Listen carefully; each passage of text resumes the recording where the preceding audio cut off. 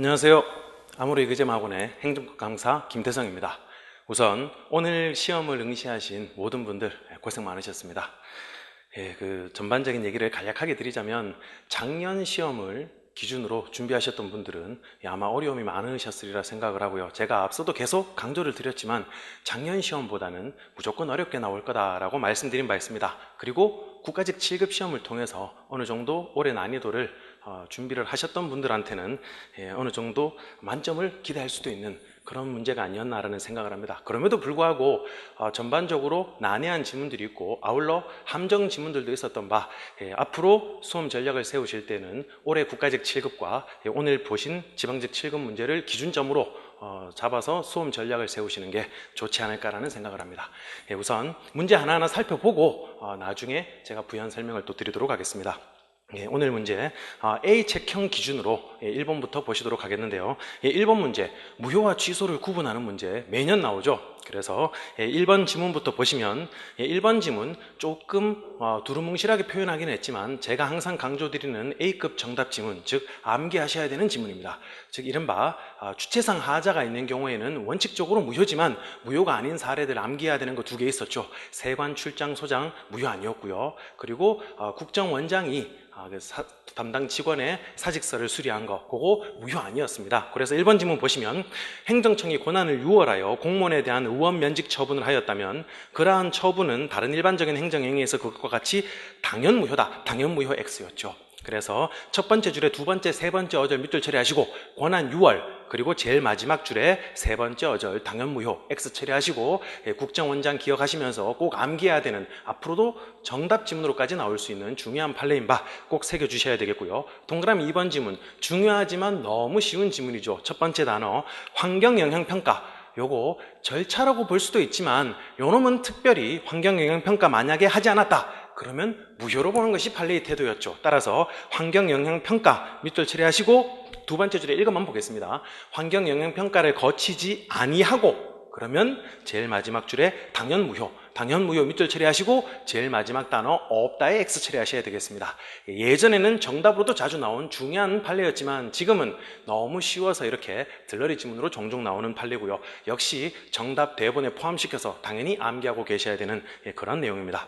동그라미 3번, 최근에 뜨고 있는 정답 대문인 바 당연히 암기해 주셔야 되는 건데요. 첫 번째 줄에 법률이 위헌으로 선언된 경우, 위헌이라는 단어 첫 번째 단어, 두 번째 단어도 좋고 아니면 다섯 번째 단어에 위헌이라는 단어 2글자 밑줄 처리하시고 위헌 결정을 한 경우에, 법률이 위헌 결정을 맞은 경우에 그 법률에 근거한 처분은 취소 사유에 불과하다라는 것이 판례의 태도였죠. 근데 추가적으로 그 처분은 취소 사유에 불과한 거 맞는데 후속 처분이 있는 경우 별도로 암기해야 되는 중요 판례죠. 그래서 두 번째 줄에 세 번째 어절 후속 처분이라는 단어에 동그라미 하시고 요거는 무효로 봤죠.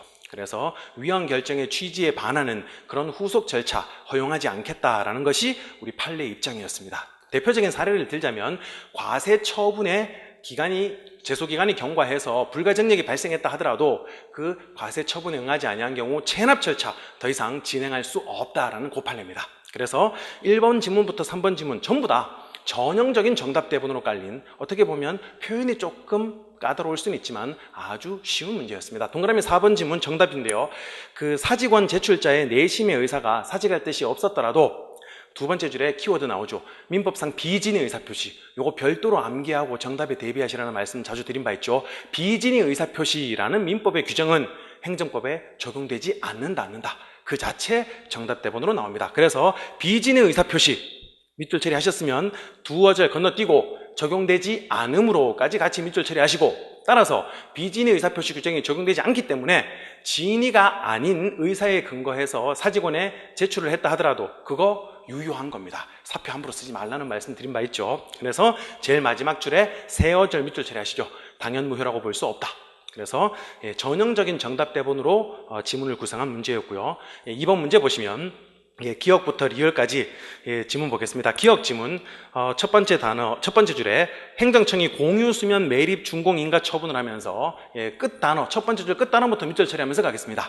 공유수면 매립지에 대해 국가로의 귀속 처분 밑줄 처리하시고 요거 보고 기억이 나시면 좋겠습니다. 즉 부관 파트에서 보셨습니다. 즉 부관인지 내용상 제한인지 애매한 경우 있다 그랬죠. 그래서 별도로 암기하셔야 되는데, 즉 내용상 제한인지 아니면 법률 효과의 일부 배제라는 부관인지 그거 구분해야 되는 유일한 판례, 요거밖에 없다고 말씀드린 바 있죠. 그래서 그거 내용상 제한이 아니라 법률 효과의 일부 배제라는 부관이다. 왜 그게 중요한 논점이냐? 부관은 부담을 제외하고는 별도로 소송을 제기할 수 없기 때문에 중요한 논점이 된다라고 그랬죠. 그래서 요거 국가로의 귀속 처분, 요거 부관이기 때문에 제일 마지막 줄, 처분만에 취소를 구하는 소송을 별도로 청구할 수 없다. 그렇죠. 별도로 소송을 제기할 수 없는 겁니다. 그래서 거기까지 기억이 나시면 좋겠고요. 요거 사실은 기억 지문 조금 애매한데 파스하셔도 요 문제 푸는데 지장은 없었습니다. 근데 이 지문을 제가 계속 설명을 드리는 이유는 앞으로 지문이 이렇게 나온다는 겁니다. 즉 바로 주워 먹을 수 있게 이렇게 증문즉답 형태로 나오는 게 아니라 조금 더 난해하게 이게 그거였어요? 라는 의문이 들게끔 지문을 구상하는 바 기억 지문 같이 나오는 출제 형태 앞으로 꼭 대비해 주셔야 되겠습니다. 그리고 니은 지문, 어떻게 보면 다소간에 당황을 하게 만든 지문일 수 있는데요. 첫 번째 줄, 두 번째 줄까지는 우리가 아주 익숙하게 알고 있는 지문입니다. 즉 첫 번째 줄에 허가에 붙은 기한이 성질상 부당하게 짧은 경우, 아주 익숙해야 되는 판례 문구죠. 기한이 부당하게 짧은 경우에는 그 기한 그대로 관철시킬 경우에 그 결과가 부당할 수 있기 때문에 기한 자체를 그대로 관철시키는 것이 아니라 당연히 갱신을 염두에 두는 거다. 그래서 갱신이라는 단어 기억을 하시고 유치하게 그 학교 고시반에서 문제 낸 적이 있다 그랬죠. 그게 두 번째 줄의 다섯 번째 어절, 허가 조건의 존속기간.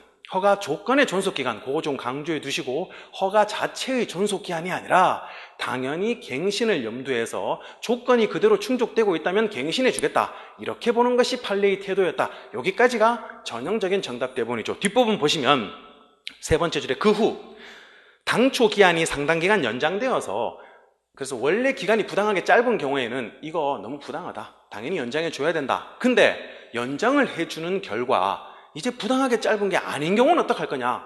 그렇다면 그 다음 계속 보겠습니다. 네 번째 줄에 연장된 기간을 포함한 존속기간 전체를 기준으로 보면 더 이상 성질상 부당하게 짧은 경우에 해당하지 않게 되었다. 그러면 어떡할 거냐? 암기하고 있는 내용 아니죠. 계속 보겠습니다.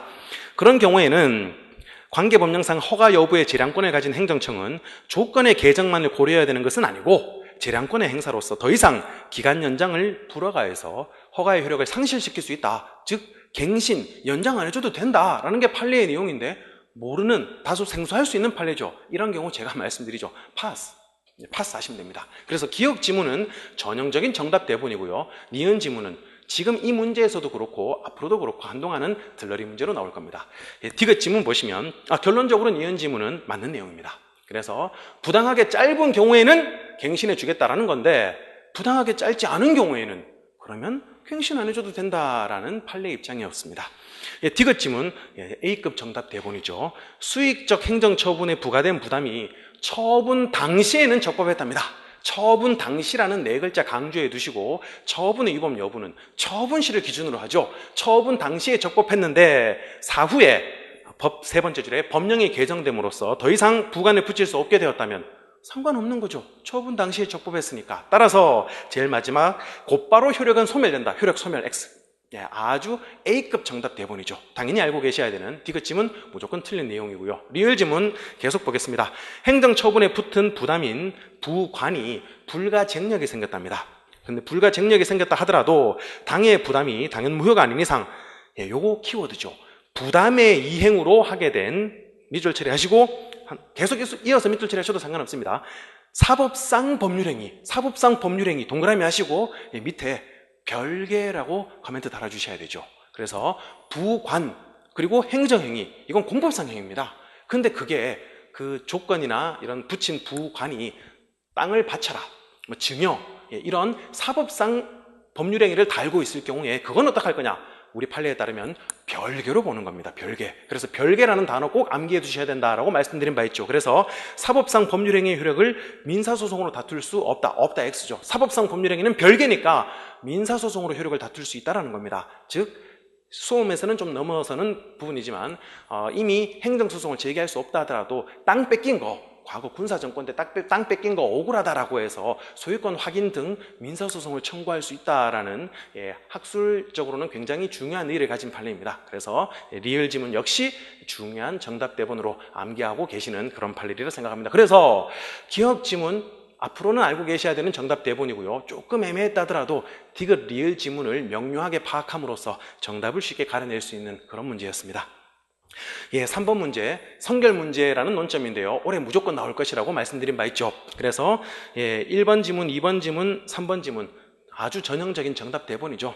4번 지문도 마찬가지고요. 근데 올해는 4번 지문이 뜨고 있는 지문이다라고 제가 국가직 시험 이후에 말씀드린 바는 있습니다. 그래서 1번 지문 같은 경우에 면허가 취소되기 전까지는 일단 유효죠. 그래서 무면허 운전죄 대표적인 판례지만 1번 지문 똑같습니다.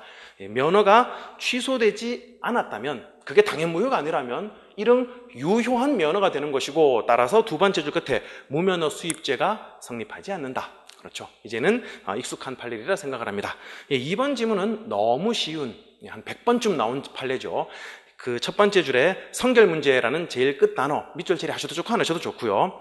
세 번째 줄에 손해배상 청구. 손해배상은 위법 여부만 문제되는 것이기 때문에 당연히 행정처분이 취소되지 않더라도 별도로 소송 제기가 가능하죠. 그래서 익히 알고 계시는 내용이라 생각합니다. 3번 지문, 작년하고 올해 함정지문으로 출제하면서 재미를 붙인, 그래서 올해는 이제 3번, 4번 지문이 정답 지문으로 잘 나오는 게 이제 트렌드인데요. 3번 지문, 영업허가 취소 처분이 행정쟁송에 의해서 취소됐답니다.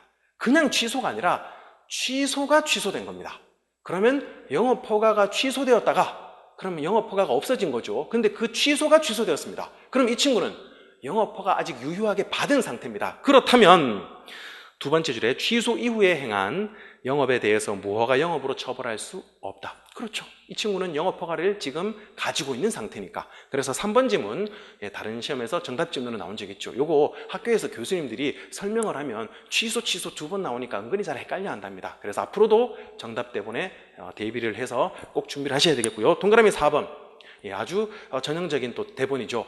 그 명령 위반, 공집방, 공무집행 방해죄를 제가 예로 들어서 설명을 드린 적이 있는데요. 공무집행 방해가 성립을 하려면 적법한 공무집행해야 됩니다. 연장선상에서 명령 위반죄, 이런 게 성립을 하려면 그 명령이 적법한 것임이 당연히 전제가 되어야 되는데, 첫 번째 줄 보시면 시정명령이 위법하답니다. 명령이 위법한 경우에는 쌩까더라도 명령 위반죄가 성립하지 않죠. 그래서 시정명령이 위법이라는 세 번째, 네 번째 어절 밑줄 처리하시고, 세 번째 줄 그 두 어절 밑줄 처리하시죠. 시정명령 위반죄가 성립한다. 성립이라는 단어에 X 처리하시고 체크를 하시면 되겠습니다. 앞서도 말씀드렸지만 올해 서울시 7급에서도 동일한 문제가 정답 지문으로 나온 적이 있죠. 4번 문제 보시면 동그라미 1번 지문, 전형적인 그 대본이죠. 질서위반행위규제법은 고의 또는 과실을 명문으로 요구하고 있습니다. 요거 지금은 좀 유행 지났지만 정답 대본으로도 종종 나오죠. 판례랑 학설이 대차게 싸워서 학설이 이긴 그 승리의 어떤 결과물이라고 말씀드린 바 있습니다. 판례가 쌩까고 싶어도 학자님들이 아예 법 조문상 고의 또는 과실을 요구하도록 법을 만들어버렸죠. 그래서 1번 지문 정답 대본에 포함해서 암기를 하셔야 되겠고요. 동그라미 2번 들러리 지문입니다. 가볍게 보시죠. 위법성의 착오는 과태료 부과에 영향을 미치지 않는다. 이렇게 내면 틀린 거죠. 위법성의 착오라는 것은 이른바 질서위반행위 규제법 8조의 규정이 있죠. 위법성의 착오는 정당한 이유가 있는 경우에는 과태료를 부과할 수 없죠. 그래서 그냥 착오했다. 그러면 과태료 부과할 수 없다. 이건 틀린 거죠. 정당한 이유가 중요한 논점이니까. 그래서 그렇게 정답 지문으로 나올 수 있고, 이건 그냥 가볍게 보시면 됩니다. 결론적으로 틀린 지문 포인트만 가볍게 체크하시죠. 그래서 위법성의 착오는 영향을 미치기는 합니다. 정당한 이유가 있는지 없는지를 더 따져보고 과태료를 부과할지를 결정을 하게 되겠죠. 동그라미 3번 지문, 올해 수차례 강조한 거죠. 이 수험생들이 자꾸 이 착각을 많이 한다는 겁니다. 기본적으로 자본주의 사회에서 돈이라는 것은 상속되면 상속재산이 무조건 따라갑니다. 오히려 이행강제금이 이례적인 거였죠. 이행강제금 말고는 벌금이 되었건 과태료가 되었건 뭐 과징금이 되었건 무슨 돈이 되었건 세금도 마찬가지고요. 상속재산에 다 따라갑니다. 그래서 과태료는 당사자가 과태료 부과 처분에 대해서 이의를 제기하지 아니한 채 이의 제기 기한이 종료한 후 사망한 경우에는 이 앞부분은 중요 논점은 아닙니다. 이걸 왜 달아주냐 하면 정답 12를 막기 위해서입니다. 만약에 이의를 제기하면 과태료 부과 처분의 효력이 상실하기 때문에 정당하게 과태료가 확정되었다면 상속인에게 승계되는 거죠. 그래서 상속재산에 집행할 수 있다. 그렇죠. 상속재산에 집행할 수 있는 거고, 이행강제금이 자꾸 나와서 오히려 그게 원칙인 양 착각하는 분들이 있는데 아니라는, 그게 예외고 나머지 모든 금정산 제재는 상속재산에 따라간다. 그걸 강조해서 정답 지문으로 출제했던 문제입니다. 동그라미 4번 지문, 경행이나 이런 데는 정답 지문 나올 수 있지만 국가직 같은 경우에는 들러리 지문으로 나오는 내용이죠. 하나의 행위가 둘 이상의 질서위반 행위에 해당하는 경우에는 두 번째 줄에 각이라는 한 글자가 틀렸죠. 가장 중한 과태료를 부과합니다. 그 형법적 용어를 말씀을 드리자면 상상적 경합이라고 표현하는데요. 그렇게 암기해야 되는 A급 대본은 아닙니다. 그리고 5번 문제, 동그라미 1번부터 4번까지 전부 다 가볍게 보시면 되고요. 제가 이 관할과 관련해서는 한 가지 형태로밖에 틀린 지문 못 나온다 그랬죠. 할 수 있다, 여기에다가 제기할 수 있다, 서울법원에 제기할 수 있다, 부산법원에 제기할 수 있다, 맞는 지문이고, 제기할 수 없다 그러면 틀린 지문 정답 지문으로 나온다고 말씀을 드렸는데요. 전형적으로 2번 지문 보시면 한국도로공사가 국가사무의 위임을 받아, 이런 거 다 필요 없다 그랬습니다. 제일 마지막 줄 행정법원에 제기할 수 없다, 그럼 틀렸다 그랬죠. 기본적으로 피고 행정청의 소재지지만 중앙행정기관의 경우에는 대법원 소재지를 관할하는 서울행정법원에 제기할 수도 있고, 부동산인 경우에는 그 부동산 소재지에 제기할 수도 있고, 아울러 합의관할, 변론관할 규정도 배제하지 않는 이유로 광범위하게 넓은 법원에 제기할 수 있습니다. 따라서 없다 그러면 틀린 지문 나온다. 전형적으로 나왔죠. 별로 어려운 문제 아니었고요. 그리고 6번 문제, 동그라미 1번 지문 같은 경우에는 그 첫 번째 줄만 가볍게 밑줄 처리하시죠.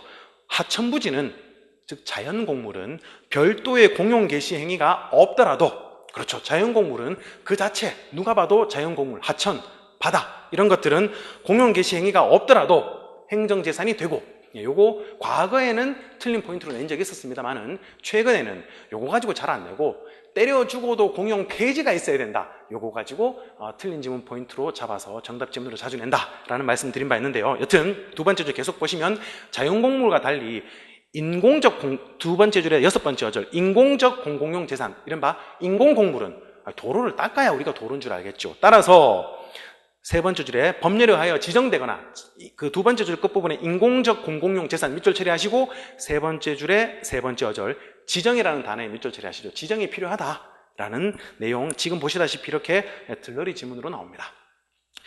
두 번째 지문, 2번 지문, 중요한 단어 나오죠. 공용 폐지라는 단어 동그라미 하시고, 공용 폐지는 반드시 있어야 되죠.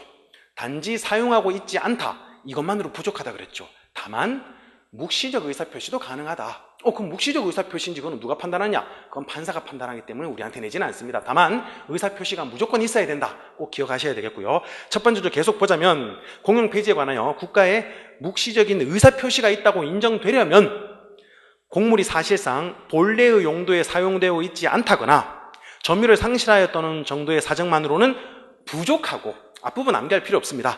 부족하고라는 단어에만 밑줄 처리하시죠. 그렇죠. 사용 안 하고 있는 것만으로는 부족하고 의사가 있어야 됩니다. 이거 더 이상 곡물 아니다라고 판단할 수 있는 의사가 있어야 되고, 즉 마지막 줄 밑줄 처리하시죠. 의사의 존재가 추단될 수 있어야 한다까지 밑줄 처리하시고, 쉬운 내용이지만 강조를 드리는 이유는 이렇게 중요한 내용은 맞는 지문, 정답 지문으로도 얼마든지 나올 수 있는 A급 대본이죠. 그리고 동그라미 3번, 세 줄 통째로 괄호로 묶어두시고, 이른바 인접주민의 고양된 이용권이죠. 그래서 첫 번째 줄, 인접주민이라 하더라도 인접주민이라는 네 글자 밑줄 처리하시고, 첫 번째 줄 끝에 밑줄 처리하겠습니다. 사용하고 있지 않는 이상 밑줄 처리하시고, 그 두 번째 줄 뒷부분, 고양된 일반 사용권이 인정될 수 없다, 요거 틀린 지문으로 정답 지문 나온 적도 2번 정도 있습니다. 그래서 A급 대본이죠. 암기해 두시면 좋겠습니다. 동그라미 4번 지문, 너무 전형적인 정답 대본이죠. 작년에도 정답 대본으로 나왔죠.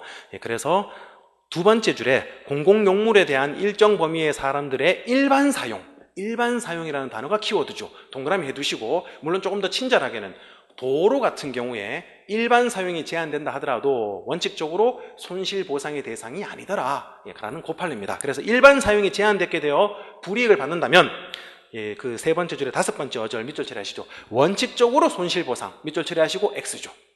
예외적으로 될 수 있을지 모르겠지만 원칙적으로는 대상이 안 됩니다. 예, 그리고 7번 문제. 7번 문제 보시면 조금 까다로운 문제가 아닐까라는 생각이 드는데요. 그렇다고 하더라도 이른바 내공이 있으신 분들은 정답을 가려낼 수 있지 않았을까라는 생각을 합니다. 그나마 지금까지 본 문제들 중에는 그나마 조금 까다로운 문제입니다. 1번 지문부터 보시면 개인정보 처리자란 법조문 그대로 낸 거네요. 개인정보 파일을 운용하기 위하여 스스로 개인정보를 처리하는 공공기관, 법인, 단체 및 개인 등을 말한다. 이때까지 공부하실 때는 뒷부분에 포인트를 잡았습니다. 몽창 다 해당된다. 공공기관 아니라 하더라도 옥션, 뽐뿌 다 해당된다. 근데 1번 지문에 틀린 포인트는 첫 번째 줄 끝부분입니다. 개인정보 파일을 운용하기 위하여 스스로가 틀린 겁니다. 스스로 해도 개인정보 처리자 맞습니다. 근데 스스로 하지 않더라도 다른 사람을 통해서 하더라도 개인정보 처리자가 될 수 있습니다. 따라서 지나치게 한정한 측면에서 틀린 지문 포인트 잡혔던 좀 배신감이 느껴질 수 있습니다. 어쨌든 근데 이런 거 항상 말씀드리지만 지문에 실제로 맞닥뜨렸다. 일단 파스하라 그랬죠. 항상 옳은 거 골라라고 할 때 이렇게 디테일하게 난해한 거 나오면 가장 중요한 놈이 정답 대본 나옵니다. 동그라미 2번 지문 보시면 동그라미 2번과 동그라미 4번 같은 경우는 A급 정답 대본이죠. 원래 입증 책임이라는 것은 유리한 사람이 부담해야 됩니다. 근데 이 개인정보보호법에서는 법에서 명문으로 처리하는 사람이, 즉 우리가 개인정보를 어떻게 처리하는지를 파악하고 입증하는 건 어려운 거니까 개인정보를 처리하는 네가 잘못 없다, 잘하고 있다 라는 것을 스스로 입증해라라고 법의 명문으로 정하고 있고, 요거는 꼭 암기하셔야 되는 내용이라고 말씀드린 바 있죠. 2번 지문, 개인정보 처리자가 이게 개인정보보호법상 허용요건을 충족해서 수집했다, 우리는 적법하게 수집했다, 뭐 이런 게 분쟁이 된 경우에 제일 마지막 밑에서 두 번째 줄만 보시죠. 최소한의 개인정보 수집이라는 의무를 위반했다, 오바해서 더 많은 정보를 수집했다, 이게 문제가 된 경우에 그 입증 책임은 이의를 제기하는 정보 주체가 부담한다. 즉 네 번째 줄 끝에 밑줄 처리하겠습니다. 입증 책임은, 그리고 두어져 건너뛰고 정보 주체 X죠. 정보 주체 우리입니다. 우리가 아니라 처리자가 부담한다 그랬죠. 그래서 이번 지문은 정답 대본으로 나올 수 있는 중요한 내용인데 틀린 내용이죠. 동그라미 3번 역시 1번 지문과 더불어서 조금 생소한 지문일 수 있습니다. 불특정 다수가 이용하는 목욕실, 화장실, 발한실, 탈의실 등의 영상정보 처리기기에 설치는 CCTV를 목욕탕 탈의실에 설치한다. 미친놈이죠. 설치 못합니다.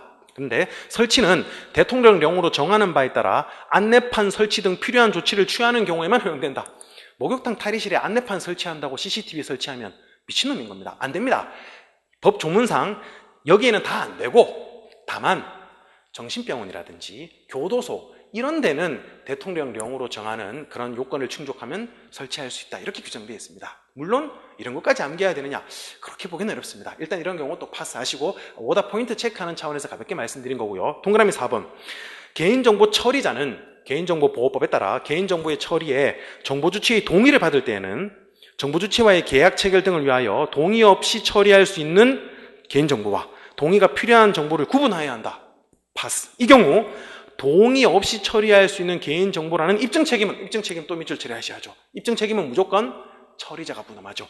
처리자가 부담한다. 처리자 동그라미 하시고, 가장 중요하게 우리가 암기하고 있는 이거밖에 없죠. 그럼 그게 정답이 될 확률이 90% 이상이라고 말씀드린 바 있고, 그 기준에 입각해서 문제를 대처하신 분들은 좀 까다롭고 생소한 지문이지만 정답을 가려낼 수 있지 않았을까라는 생각을 합니다. 8번 문제 보겠습니다. 8번 문제 조금 까다로울 수 있는 문제 맞습니다. 2번 지문부터 먼저 보겠습니다. 2번 지문 익히 알고 계시는 대본이죠.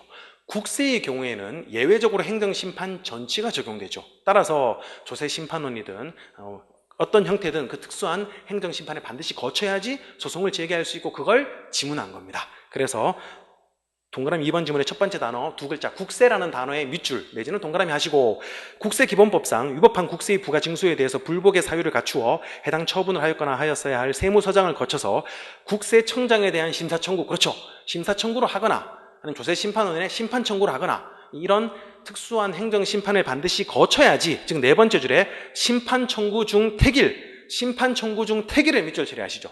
두 가지 차원에서 정답 지문으로 종종 나옵니다. 반드시 거쳐야 된다.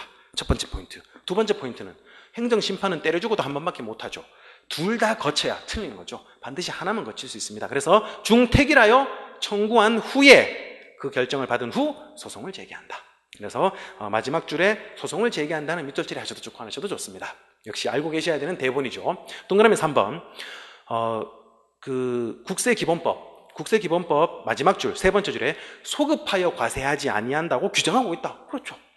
소급하여 과세하면 안 된다는 건 당연히 아실 거고, 그 국세기본법과 관련해서는 소급 과세 금지, 그리고 관행을 존중해라 라는 게 행정법의 일반 원칙에서 규정이 있다 라고 해서 언급이 된 바 있습니다. 그래서 이런 것들 별로 어려운 포인트 아니었고요. 그래서 소급하여 과세하지 않는다고 규정하고 있고, 동그라미 4번 지문, 국세기본법은 그 첫 번째 줄에 끝에서 두 번째 단어 관행이라는 단어에 밑줄 처리하시고, 이 관행이 성립된 경우에는 그 관행에 반해서 소급해서 과세하지 아니한다라고 실제로 규정을 두고 있습니다.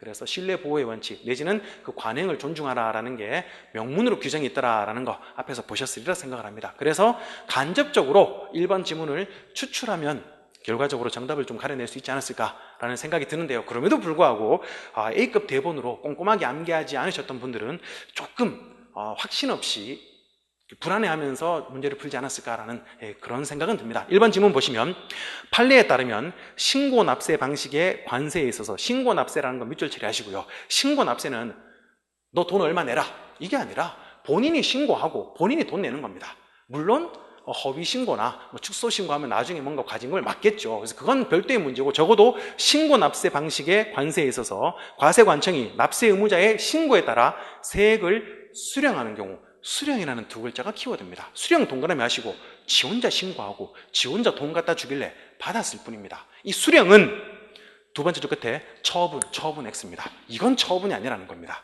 처분이라는 건 가장 중요한 단어가 제가 앞서 말씀드린 바 권력적이어야 된다 그랬죠. 그래서 이건 처분의 중요한 속성을 결여하고 있다는 것이 판례의 태도였습니다. 그래서 이건 아직까지 꼼꼼하게 암기하지 아니하신 분들은 지금 보시다시피 정답 대본으로까지 깔았으니까 앞으로는 꼭 암기하셔서 다른 시험에 대비할 수 있으시면 좋겠습니다.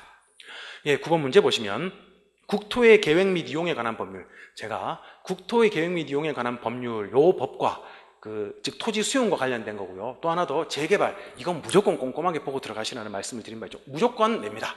경우에 따라서 두 문제 내기도 한다라는 말씀을 드렸죠. 그래서 9번 문제 같은 경우는 너무 좀 엿먹으라고 어렵게 낸 문제인 것 같습니다. 그래서 나머지 다 법 조문 가지고 문제를 지문을 땄는데요.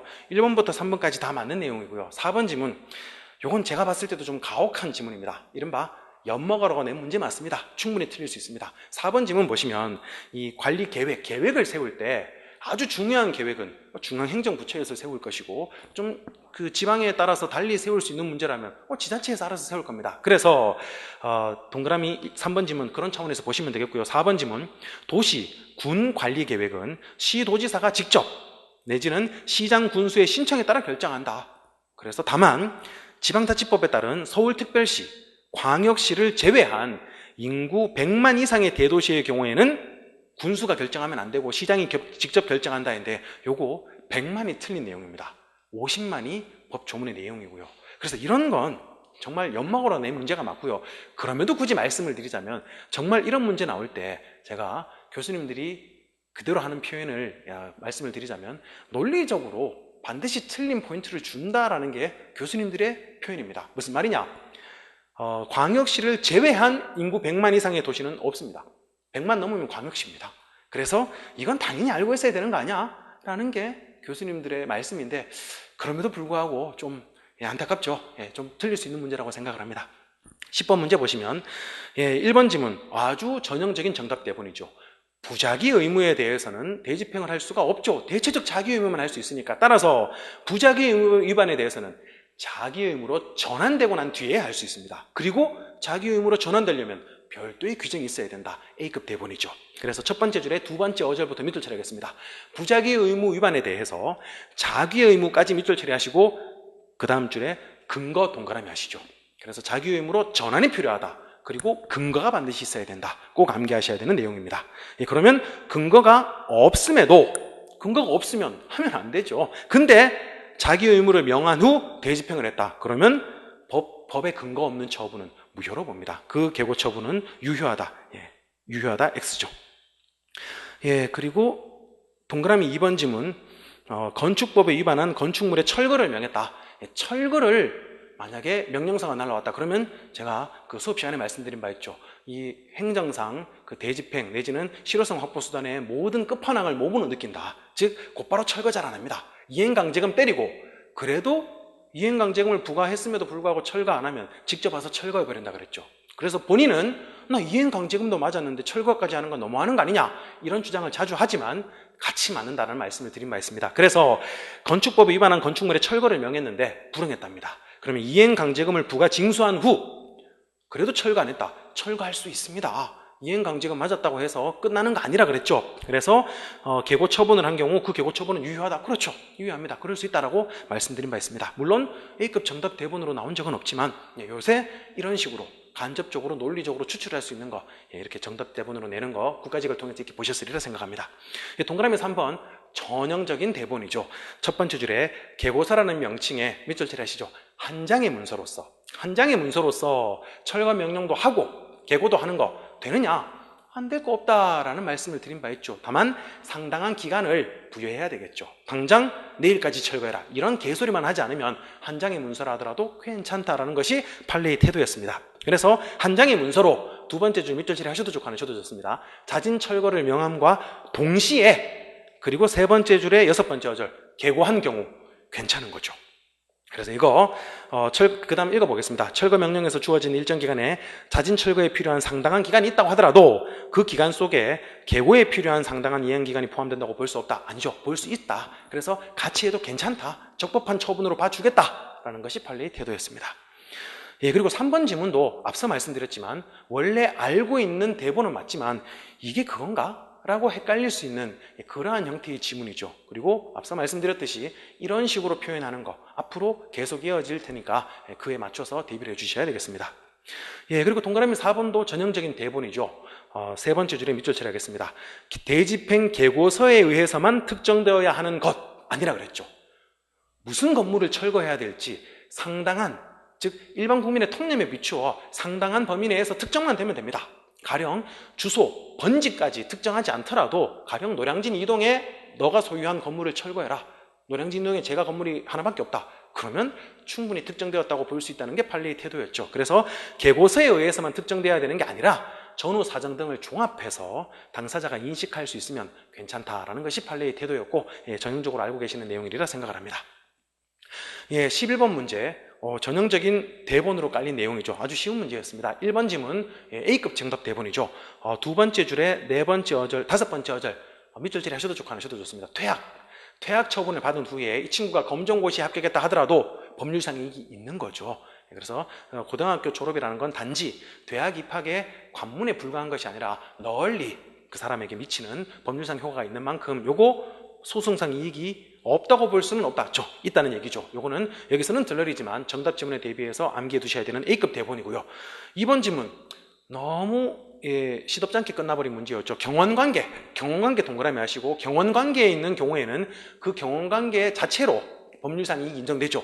예외적으로 처음부터 이 친구가 허가가 안 떨어지는 그런 법률상 장애를 갖추지 않는 다음에야 경원관계에 있는 자는 그 자체 법률상 이익이 인정된다라는 판례. 즉 경원관계. 그러면 처음부터 법률상 장애 요 단어만 찾으시면 되죠. 없습니다. 그러면 마지막 소의 이익이 밑줄 처리하시고 없다 X죠. 당연히 있는 겁니다. 이렇게 알고 계시는 내용이죠. 동그라미 3번 이런 거 꼭 암기하실 필요 없는 판례로 파스하시면 되는 판례입니다. 4번 지문 세 줄 괄호로 묶어 두시고 요거는 암기하셔야 되는 내용이죠. 직위해제 후에 새로운 직위해제 사유에 의해서 새롭게 직위해제했다. 그러면 그 전에 직위해제는 짬된 거다. 그렇다면 법률상 이익이 즉 소의 이익이 없다. 암기해 두셔야 되는 판례입니다. 12번 문제에 보시면 1번 지문 정말 쉽게 그냥 공자님 말씀 맞는 말이고요. 들러리 지문으로 종종 나오는 내용입니다. 2번 지문은 세 번째 줄 통째로 밑줄 처리하시죠. 조례안이 만약에 문제가 있다. 그러면 재의결은 효력을 모두 부정. 밑줄 처리 꼭 하시고 모두 부정에 동그라미 하시죠. 요거 헌법시험에서 정답 지문으로 잘 나오는 내용입니다. 그래서 재의결 일부에 대해서만 효력을 부인하면 오히려 법원이 그 의회의 권한을 침해할 수 있기 때문에 몽창 부정한 다음 새로 의결해라. 이게 판례의 태도였죠. 그리고 동그라미 3번 이거 별도로 암기하셔야 되는, 강론에서 올해 무조건 나올 거라고 제가 암기를 요했던 그 판례죠. 그래서 원래 법률상 근거에 즉 주체상의 하자라고 볼 수 있을 수는 있지만, 즉 조례로는 할 수 없고 규칙으로 해야 되는데 조례로 규정한 거랍니다. 근데 원래 주체상 하자면 무효로 봐야 될 것 같은데 판례가 요놈은 무효가 아니다라고 판시해서 별도로 암기를 요하는 거였습니다. 즉 조례가 규칙보다 상위의 규범이기도 하고, 그리고 민주적 정당성도 있는 의회에서 했는데 무효라고 보면 좀 무리가 있다라고 별도로 암기해야 되는, 즉 첫 번째 줄에 조례 제정권의 범위를 벗어나 밑줄 처리하시고, 두 번째 줄에 조례의 규정에 근거하여 고개만 발췌해서 밑줄 처리하시죠. 그래서 요 경우 제일 마지막 단어 당연무효 쓰고 그냥 암기해야 되는 정답 대본 그대로 출제되었죠. 그리고 동그라미 4번 지문 같은 경우에는 통째로 괄호로 묶어 두시고, 이른바 수정 법률 선점이론 그 자체 맞는 지문 정답 지문으로 나올 만큼 중요한 대본이죠. 즉 법률이 있다고 하더라도 그게 지자체의 실정에 따라서 달리 규율을 허용하는 취지라면 괜찮다라는 것이 판례의 태도였습니다. 그리고 13번 문제 보시면 1번 지문 익히 알고 계시는 정답 대본입니다. 즉 행정상 실효성 확보 수단, 대집행이 되었건 강제징수가 되었건 뭐가 되었건 이런 수단을 발동할 수 있을 경우에는 민사소송으로 하는 건 불가능하다는 것이 판례의 태도였죠. 굳이 발췌해서 밑줄을 따자면 첫 번째 줄의 끝단어 국세징수법 밑줄 처리하시고, 세 번째 줄의 끝에서 두 번째 밑줄 어절부터 밑줄 처리하겠습니다. 민사소송의 방법으로 지급을 구하는 것은 허용되지 않는다. 그렇죠. 요건 쉽지만 민사소송으로 된다라고 해서 틀린 지문 정답 지문으로도 종종 나오고 작년에도 나온 적 있죠. 그리고 동그라미 2번 공법, 사법 구분할 때 암기하셔야 되는 정답 대본이죠. 첫 번째 줄에 끝단어 변상금이라는 단어 나오죠. 그러면 냅다 공법이다. 암기하셔야 되고요. 즉 변상금부가 공법이기 때문에 민사소송이 아니라 세 번째 줄에 네 번째 어절 행정처분이라는 단어 동그라미 하시죠. 그리고 3번 지문, 4번 지문 조금 헷갈리게 출제한 건데요. 3번 지문 제가 강조를 드린 거죠. 과거에는 공공기관, 즉 공단, 공기업과 국가기관을 분리해서 규율했습니다. 그래서 국가기관의 경우에 입찰 참가 자격 제한은 이건 처분으로 보고, 전력공사같이 정부투자기관 회계 규정이 적용되는 경우에는 사법상 민사소송의 대상으로 보는 것이 판례의 태도였는데 2013년에 법이 바뀌었다 그랬죠. 그래서 이제는 공사, 공기업도 국가를 당사자로 하는 계약에 관한 법률이 적용되고, 모든 국가기관과 더불어서 이 입찰 참가 자격 제한 같은 경우는 널리 다른 모든 국가기관의 입찰 참가가 제한되기 때문에 처분으로 본다라는 것이 판례의 태도라 그랬습니다. 판례 변경이 아니라 법이 바뀌어서 판례도 바뀔 수밖에 없는 거 꼭 암기하시라는 말씀드린 바 있죠. 그래서 이제는 예산, 즉 국가 돈이 들어가는 거 이런 경우에는 입찰 보증금의 국고 귀속 이건 민사소송 맞습니다. 근데 두 번째 끝단어 입찰 자격 정지 이건 항고소송이다. 그렇죠. 이것만 항고소송의 대상이 된다라고 별도로 암기를 요한다. 강조를 드린 바 있죠. 그리고 동그라미 4번 공익사업의 시행, 즉 수용과 관련된 이른바 공익사업을 위한 토지 등의 취득 및 보상에 관한 법률, 요거 적용되는 손실보상은 행정소송이었죠. 그게 땅이 수용되어서 보상금, 당연히 행정소송. 그리고 보상금 말고도 무수히 많은 그러한 손실보상 규정이 있죠. 이거 몽창 행정소송, 즉 그 공법상 분쟁으로 보는 것이 판례의 태도였습니다. 그래서 이걸 정답 지문으로까지 구성해서 조금 당황은 하셨겠지만 능히 가려낼 수 있었으리라 생각을 합니다. 그 다음 문제 보시면 14번 문제는 이른바 함정 지문인데요. 1번 지문 같은 경우는 들러리 지문이니까 가볍게 파스하셔도 상관없습니다. 2번 지문, 3번 지문, 4번 지문 전부 다 알고 계셔야 되는데요. 3번 지문 같은 경우는 익히 알고 계시는 내용이죠. 농지 계량조합, 요거는 공법, 사법 구분하는 기준과 관련해서 공법이었죠. 원래 신분관계는 공무원만 공법이다. 나머지는 공단, 공기업 전부 다 사법관계인데 농지 계량조합은 별도로 암기해야 되죠. 공법, 즉 행정소송. 그리고 동그라미 4번 두 번째 어절 한국방송공사, 공사 동그라미 하시고, 공사는 이 신분관계만 놓고 봤을 때는 사법으로 보는 것이 판례의 태도였죠. 근데 2번 지문 보시면 헌법재판소는 정부투자기관, 한국토지공사, 공사라는 단어 동그라미 하시고, 요거 공사를 우리 판례는 신분관계를 놓고 봤을 때는 사법으로 봅니다. 단 두 번째 줄에 보시면 내부의 근무관계에 관한 사항은 여기까지는 별다른 내용 없고, 여기에 중요한 문구가 있습니다. 밑줄 처리하시죠. 특별한 공법적 규정이 존재하는 경우, 규정이 존재하면 무조건 규정이 짱짱맨입니다. 규정을 어떻게 해석하느냐가 판례의 태도이지, 따라서 특별한 공법적 규정이 존재하는 경우라도 사법관계, 이건 아니죠. 특별한 공법적 규정이 존재하면 당연히 공법으로 보는 겁니다. 그래서 이걸 함정으로 팠던 그런 문제였는데요. 다른 모든 내용들이 익숙한 그런 대본들이라서 그렇게 앞서 보신 그 50만 이상 이 정도의 크리티컬한 함정은 아니지 않나라는 생각을 합니다. 15번 문제 보시면 1번 지문 전형적인 대본이죠. 세 번째 단어 거부 처분 밑줄 처리하시고, 거부 처분은 그 첫 번째 줄 끝에 밑줄 처리하셔도 좋고 안 하셔도 좋습니다. 사전 통지 절차의 대상인 당사자의 권익을 제한하는 처분에 해당하지 않는다. 그렇죠. 암기하셔야 되는 정답 대본이죠. 거부는 불리한 처분이 아니기 때문에 사전 통지 필요 없더라. 꼭 암기하셔야 되고요. 동그라미 2번 가볍게 읽어보시면 됩니다. 별다른 중요한 내용 아니고요. 동그라미 3번 정말 중요한 대본이죠. 첫 번째 줄에 세 번째 어절, 네 번째 어절 밑줄 처리 내지는 강조하시죠. 불특정 다수 강조하시고, 두 번째 줄에 첫 번째 줄에 고시라는 단어 밑줄 처리하셔도 좋습니다. 그리고 세 번째 줄에 의견 제출 기회를 주어야 하는 것은 아니다. 밑줄 처리하시고, 맞는 지문, 정답 지문 나올 만큼 중요한 대본입니다. 즉 불특정 다수인을 상대로 고시, 제가 대표적으로 예로 든 건 잠수교 통행금지라는 말씀을 드린 적이 있습니다. 이거 누가 지나갈지 모르는데 사전 통지, 의견 제출 못하죠. 성질상. 별도로 암기하셔야 되는 내용이고요. 동그라미 4번 올해 나올 거라고 강조드렸던 거죠. 즉 국가공무원법이 적용되느냐, 행정절차법이 적용되느냐. 즉 국가공무원법상 직위해제 동그라미 하셔야 되죠. 반가운 지문이죠. 직위해제는 누가 뭐라 해도 공무원의 신분상 불리한 처분입니다. 신분상 불리한 처분이라면 국가공무원법이 적용되죠. 그래서 행정절차법 적용이 없다 그랬습니다. 더 짱짱한 보호를 하는 공무원법 적용이 있으니까. 그래서 요거 역시 예상대로 나왔습니다. 16번 문제 보시면 경찰 책임, 그 1번 지문 전형적인 대본인데요. 경찰 책임을 지는지 안 지는지는 두 번째 줄에 지배권의 권한 유무 아니죠. 도둑놈이라 하더라도 경찰 책임 질 수 있습니다. 차에 불이 나면 당장 불 끄고 치워야 되겠죠. 위험 제거라는 기준으로 책임을 부과하는지를 결정합니다. 그래서 적법한 권한을 가졌는지 중요하지 않다 그랬죠. 그리고 동그라미 2번 전형적인 정답 대본이죠. 경찰 책임은 대신, 면제라는 단어 들어갈 수 없다 그랬죠. 그래서 첫 번째 줄 끝에 타인의 책임을 대신하여 지는 거 아니라 그랬습니다. 본인의 책임. 그리고 다른 사람이 책임진다 하더라도 내 책임이 면제되는 게 아니라 그랬죠. 빨리 불난 자동차를 치우는 게 급선무입니다. 그 위험을 제거하는 게 급선무이기 때문에 첫 번째 줄 끝에 대신 X, 두 번째 줄 끝에 면제 X. 그리고 동그라미 3번 지문 자연인과 사법인은 실질적 형식적 경찰 책임을 질 수 있다. 그리고 공법인도 행정기관도 책임을 질 수 있다. 책임 몽창 다진다. 이렇게 기억하시라고 말씀드린 바 있습니다. 그래서 맞는 지문으로 가볍게 체크하시면 되겠고요. 동그라미 4번 지문 요거 별도로 암기해야 되는 거죠.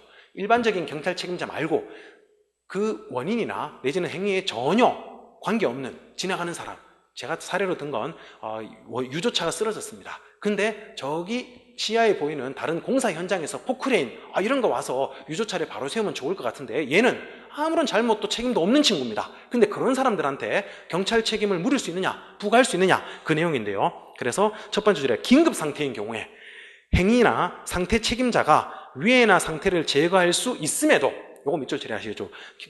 책임자가 위해나 상태를 제거할 수 있음에도 제3자 동그라미 하시고, 제3자는 예외적으로 원래 책임자가 제거할 수 없는 경우, 너가 나서지 않으면 안 되는 경우, 그러면 부득불 부탁할 수 있습니다. 물론 손실을 보상해 줘야 되겠죠. 그래서 있음에도, 제거할 수 있음에도, 요게 틀린 지문 포인트였죠. 그렇게 체크하시면 되겠고요. 17번 문제, 익히 앞서 서울시에서 정답 지문으로 그대로 나왔던 거죠. 인허가 의제와 관련해서 올해 많이 뜨고 있는 정답 대본이죠. 절차는 집중효과 없죠. 그러면 의제되는 허가의 절차는 거칠 필요가 없다. 앞서 기출문제 보신 분들은 익히 대비할 수 있었으리라 생각을 합니다. 첫 번째 질문 보시면 주된 인허가 처분이 관계기관의 장과 협의를 거쳐 발령된 이상, 밑줄 처리하시죠. 의제되는 인허가에 법령상 요구되는 그 다음 줄에 절차는, 즉 의제되는 절차는 안 거쳐도 된다는 거죠. 거칠 필요가 없다. 맞는 지문 정답 지문으로까지 냈죠. 그래서 거쳐야 한다라고 해서 틀린 지문 정답 지문으로 올해 보신 바 있죠. 그리고 동그라미 2번 지문 똑같은 취지죠. 두 번째 줄에 다섯 번째 어절 밑줄 처리하겠습니다. 의제되는 모든 인허가 사항에 관하여 세 어절 건너뛰고 협의를 거쳐야, 아니죠. 절차 거칠 필요 없다 그랬죠. 주된 절차만 거치면 되는 겁니다. 예, 그리고 동그라미 3번.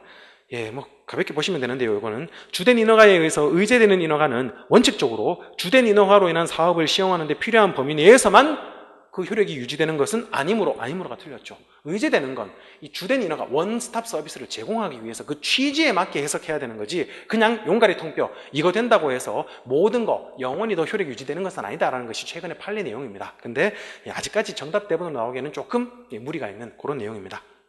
동그라미 4번은 작년에 정답 대본으로 드글드글하게 나왔던 전형적인 대본이죠. 의제되는 인허가에 대해서 별도로 소송을 제기할 수 없죠. 없는 처분에 대해서 소송을 제기할 수 없습니다. 그래서 세 번째 줄에 세 번째 어절 별도로 X, 마지막 줄에 쟁송을 제기해야 쟁송 X, 그렇게 체크하시면 되겠습니다. 18번 문제 보시면 1번 지문 도시계획의 결정 변경, 계획 변경과 관련해서는 나올 거 하나밖에 없다 그랬습니다. 첫 번째 줄에 다섯 번째 줄 밑줄 칠하시죠. 권한을 가진 행정청입니다. 권한을 가진 행정청 읽어보겠습니다. 그 다음부터는 이미 도시계획이 결정 고시된 지역에 대해서 행한 다른 내용, 권한을 가진 행정청 밑줄 칠하셨으면 두 번째 줄 끝에 다른 내용 밑줄 칠하시면 권한을 가진 행정청이 다른 내용의 계획을 발표했습니다. 그러면 세 번째 줄에 도시계획의 결정 고시는 무효 X죠. 권한을 가진 행정청이 다른 내용을 발표했다. 그럼 다른 내용으로 변경되었다고 보는 게 맞을 거고, 당연한 내용이지만 권한이 없는 행정청이 다른 내용을 말했다. 그러면 그건 효력이 없는 거죠. 그래서 그거밖에 못 나온다라고 말씀드린 바 있고, 그거 나왔습니다. 동그라미 2번 지문은 정답 지문으로까지 나오는 내용이죠. 그래서 첫 번째 줄에 비구속적 행정계획이라도 세 번째 줄 끝에 밑줄 칠하시죠. 헌법소원의 대상이 될 수 있다. 요거 수험적으로는 꼼수라 그랬죠. 헌법소원의 대상은 무조건 된다. 이게 행정법에서 나올 수밖에 없는 지문입니다. 그래서 헌법소원의 대상이 안 되는 건 헌법 시간에 나오지 우리 행정법에서는 된다. 이것만 나오고 역시 별로 어려운 지문 아니고 다만 암기하고 계셔야 되는 내용입니다. 정답 지문으로도 종종 나오죠. 그리고 동그라미 3번 법률에 규정된 공청회를 열지 아니한 하자가 있는 도시계획 결정에 불가쟁력이 발생했답니다. 그래서 불가쟁력이 발생하면 소송을 제기할 수는 없겠죠. 계속 당의 도시계획 결정이 당연무효가 아닌 이상 하자를 이유로 후행이라는 거 밑줄 처리하시고 그럼 후행? 그러면 하자 승계가 문제가 되는 건가? 후행하는 수용 재결 처분의 취소를 구할 수는 없다. 하자 승계는 우리 되는 거 암기하고 있죠. 그 암기하고 있는 거 빼고는 승계 안 되는 거고, 그렇다면 취소를 구할 수 없겠죠. 승계 안 되는 겁니다. 그래서 암기 대상이 아니라 능히 판단할 수 있는 그런 내용이고, 이런 것들 시덥잖은 판례라고 소홀히 하지 마시고, 이런 것들은 하자 승계 되는지 안 되는지는 정답 대본으로도 나올 수 있죠. 동그라미 4번 두 번째 줄에 밑줄 처리 하셔도 좋고 안 하셔도 좋고요. 별도로 암기해야 되는 정답 대본이죠. 이 계획과 관련해서 소송을 제기할 수 있는 그런 사례들 별도로 암기해야 되시는 건데요. 문화재 보호구역의 토지 소유자, 그리고 지금 보시는 것처럼 도시 계획 결정에 있어서 토지 소유자, 내 땅을 내가 갖고 있는데 갑자기 도시 계획 결정을 해서 그 땅의 개발 내지는 재건축 내지는 보수 다 묶어버립니다. 그러면 이런 분들은 소송을 제기할 수 있죠. 그래서 두 번째 줄에 소유하고 있는 사람과 같이 도시계획시설 결정, 여기까지 밑줄 처리 하셔도 좋고 안 하셔도 좋고, 이런 분들은 계획에 대해서 소송을 제기할 수 있는, 즉 마지막 줄 법규상 조리상 신청권이 있다. 별도로 암기해야 되는 판례고 익히 알고 계시는 판례라 생각을 합니다. 19번 문제 전부 다 공무원의 직무행위와 관련된 판례였죠. 직무행위 나오면 원래 사경제 주체라는 단어가 나오지 않는 한 널리 직무행위에 포괄시키는 것이 판례 입장입니다. 그래서 그냥 직무행위는 다 된다 이렇게 보시고 들어가셔도 된다 그랬죠. 다만 경영이라든지 복지직, 국회직 이런 경우에는 조금 부가적인 안 되는 사례들 몇 개 그 판례가 나오기도 한다. 근데 그거 함정 지문으로 봤던, 그래서 조금 디테일하게 공부를 했던 분이 오히려 함정에 빠질 수 있는 그런 문제인데요. 동그라미 1번 지문, 동그라미 4번 지문 전부 다 직무행위 인정되는 거 우리가 암기해야 되는 판례 아닙니다. 그래서 모르는 건 다 직무행위는 인정이 되는 거였죠. 다만 2번 지문, 요거 키워드 나오죠. 네 번째 줄에 세 번째 어절 매매 계약 밑줄 처리하시고 계약이다. 그리고 그 다음 줄에 키워드 주죠. 그 밑에서 세 번째 줄, 위에서 다섯 번째 줄에 두 번째 어절 사경제 주체라는 단어 동그라미 하시고, 사경제 주체로서 행한 활동은 직무행위에 해당되지 않죠. 그래서 그러면 국가배상부 적용이 안 되죠. 그거 가지고 전형적으로 낸 거고요. 3번 지문은 함정입니다. 그래서 이거 판례를 조금 꼼꼼하지 않게 암기한 분들은 오히려 이걸 정답으로 가려내지 못하고 정답에서 배제해버리는 그런 우를 범할 수 있는데요. 요거 그 세 번째 줄에 아파트 분양권 부여 밑줄 처리하시고 분양권 부여 동그라미 하시고 부여라는 두 글자 분양권을 부여하는지 부여하지 않는지 이건 직무행위 맞습니다. 다만 이 아파트 분양권을 공무원이 받아가지고 다른 사람한테 팔아먹는 거 매매 이건 사경제 주체로서 행한 행위라서 국가배상법에 적용이 없다. 이거 함정지문으로 봤던 문제였습니다. 그래서 그냥 무직하게 제가 요새 트렌드라 그랬죠. 사경제 주체 빼고는 몽창 직무행위 맞습니다. 직무의 범위를 넓혀야지 국민의 폭넓은 보호가 된다. 그렇게만 기억하시죠. 그렇게 충실했던 분은 오히려 고민 안 하고 마칠 수 있었지 않나라는 생각을 합니다. 20번 문제 보시면 좀 까다로운 문제죠. 역시 공익사업을 위한 토지 등의 취득 및 보상에 관한 법률 좀 잔인하다 싶을 정도로 까다롭게 난해하게 냈는데요. 그냥 3번 지문 같은 경우는 익히 알고 계시는 내용이겠죠. 협의 취득은 사법상 법률행위죠. 즉 협의 취득까지는 사법상 매매와 똑같기 때문에 민사소송으로 가고 협의가 이루어지지 않는 경우에 수용까지 갔다. 그러면 공법상 분쟁이 됩니다. 근데 이번 지문 같은 경우는 좀 어려운 내용인데요. 72조에 의한 사용 토지에 대한 수용 청구. 이렇게 쓸 거면 그냥 네가 사가라. 내 토지 자꾸 제한하지 말고 그냥 사가라 라고 하는 거. 이런 것들은 익히 기억을 하시는 분들도 있겠지만 기억이 나시면 좋겠습니다. 요거 환매권도 마찬가지 이런 것들 형성권이다라는 것이 판례의 태도였죠. 형성권이라는 말은 내가 청구를 하는 순간 곧바로 계약이 성립해버립니다. 이럴 거면 사가라. 내지는 자녀지. 이거 어차피 못 쓰는 땅이니까 나머지 땅도 사가라. 이런 경우에는 싫은데 우리는 계속 쓸 건데 이렇게 못한다는 거죠. 그래서 계속 보자면 사용 토지에 대한 수용 청구를 받아들이지 않았다. 토지수용위원회에서 받아들이지 않는답니다. 사기 싫은데? 라고 지금 버팁니다. 그런 경우에 소유자는 수용위원회를 필고로 하여 항고소송을 제기할 수 있다. 틀린 내용인데요. 좀 어렵습니다. 왜 틀렸냐? 앞서 말씀드렸듯이 형성권입니다. 사가기 싫다라고 말해도 아무 의미 없습니다. 얘네들이 싫다고 버텨도 가져가야 됩니다. 그럼 남은 문제는 얼마를 줄 거냐가 문제가 되는 거죠. 그렇다면 우리 판례에 따르면 요거는 형성권에 의해서 곧바로 수용은 됩니다.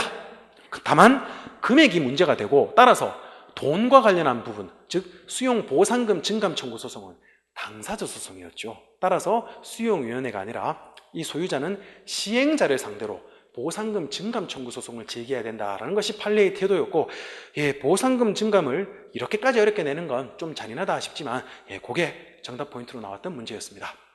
전반적으로 보시면 앞에서도 서두에도 말씀드린 바 있지만 작년 문제는 지나치게 쉬웠습니다. 그리고 올해는 제가 수업 시간에도 말씀드린 바 있지만 교수님들이 모여서 한 3문제 정도는 틀리게 내야 되지 않느냐라는 것이 교수님들의 말씀이었습니다. 그래서 앞으로도 계속 이러한 경향에 맞추어서 더 이상 쉽게 100점이 나오기는 어려운 그런 과목이 되었고요.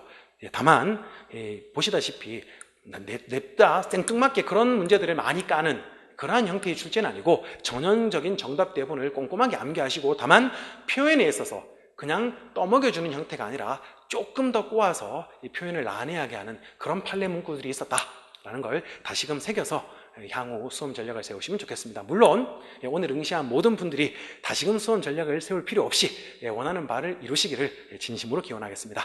고맙습니다. 수업 시간에 뵙겠습니다.